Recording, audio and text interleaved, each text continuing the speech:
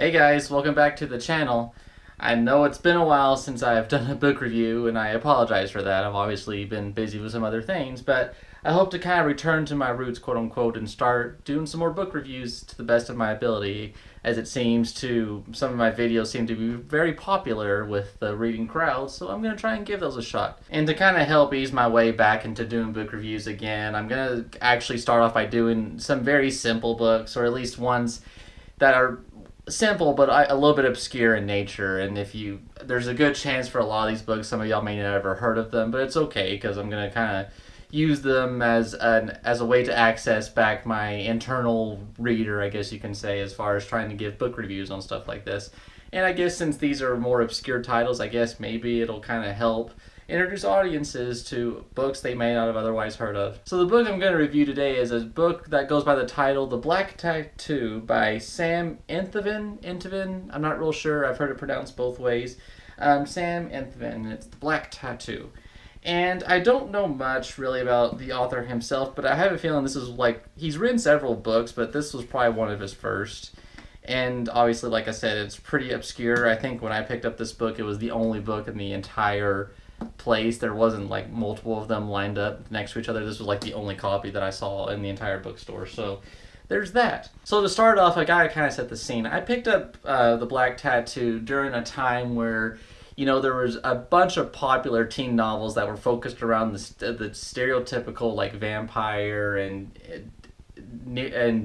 dystopian future type of books that were really prevalent back in the day. They still are now, but I'm talking like back in 2010 when books like Twilight were hitting the scene. So something like The Black Tattoo I felt like was kind of a new refreshing take on typical teen fantasy, so to speak. So now I'm going to get into a brief summary introduction where I'm basically just going to cover some of the basic essential parts without spoiling anything. But essentially the book revolves around these two characters named Jack and Charlie, and they're really good friends, and they live in England, and they've been kind of hanging out. And then one day, there's this evil entity known as the Scourge that comes along and possesses Charlie. And what it does is it puts this tattoo on him, but also obviously possesses him. And that's how you get the title of the book, called The Black Tattoo. And Charlie essentially ends up getting dragged off into hell. Now, I kind of was getting that premise down and kind of digesting that, and I was like, this is actually pretty kind of dark for a teen novel. I mean, we're essentially talking about, subject matter related to that, so that had some good points for it. And after that happens, Jack has to try and find a way to follow him into hell to rescue him. And the rest of the book is all centered around basically Jack.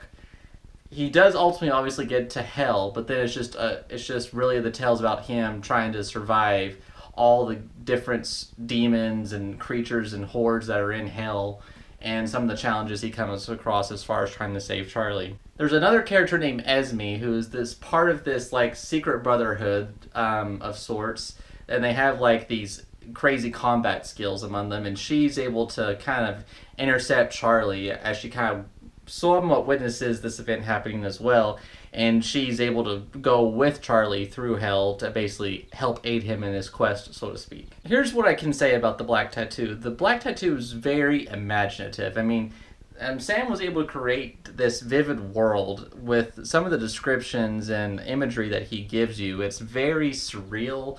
It's very icky, I guess you can say, but in a positive way.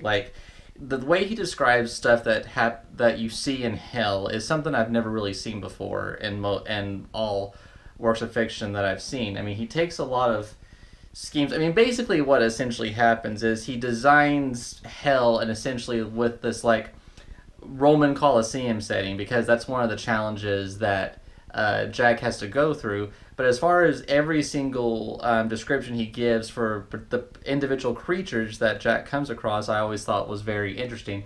And the way he describes the main antagonist of the film, not only the Scourge, but some other bad folks that come along.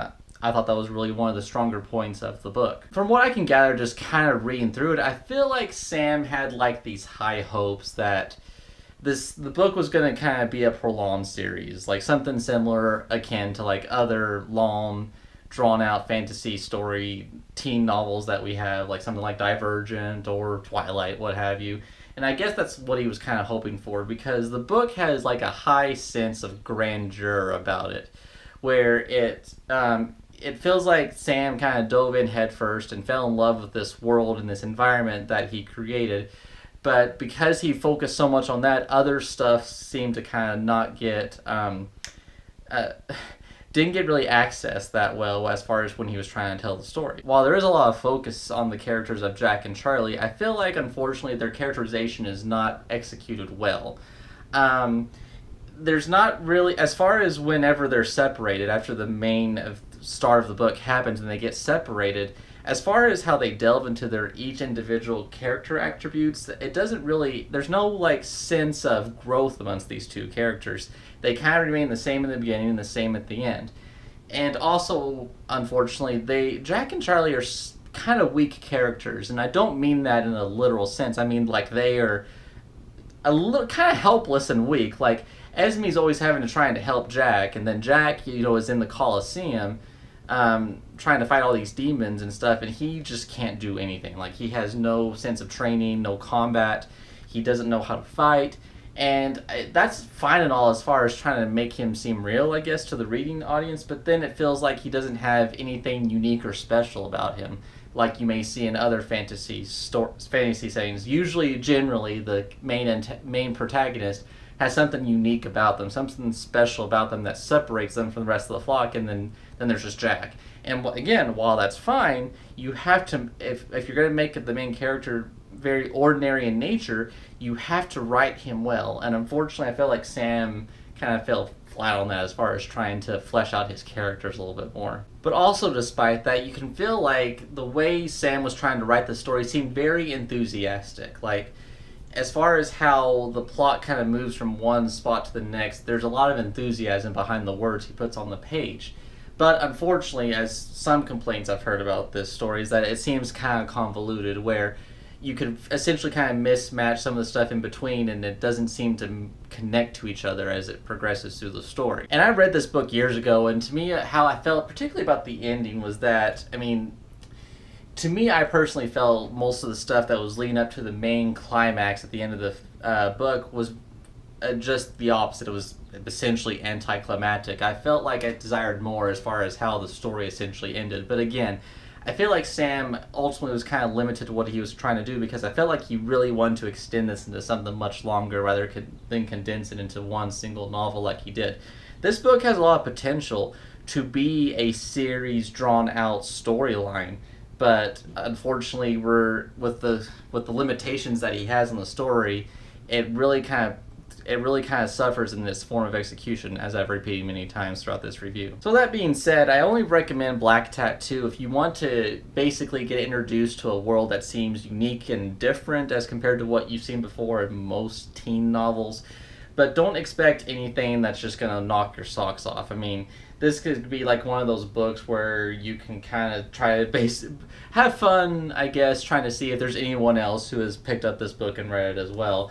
I've had a friend who read it and she enjoyed it, but as far as what I can tell from how other people feel about it, it's kind of average at best.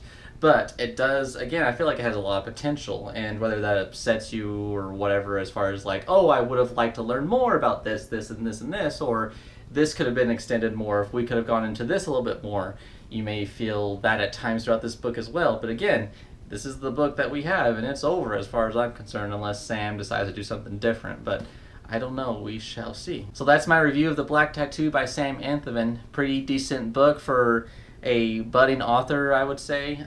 He's got a lot of imagination behind his storytelling, a lot of enthusiasm behind his storytelling, and we can see if he's going to continue to try and write anything along these lines in the future. We shall see. So that's my end of the review, and stay tuned for more.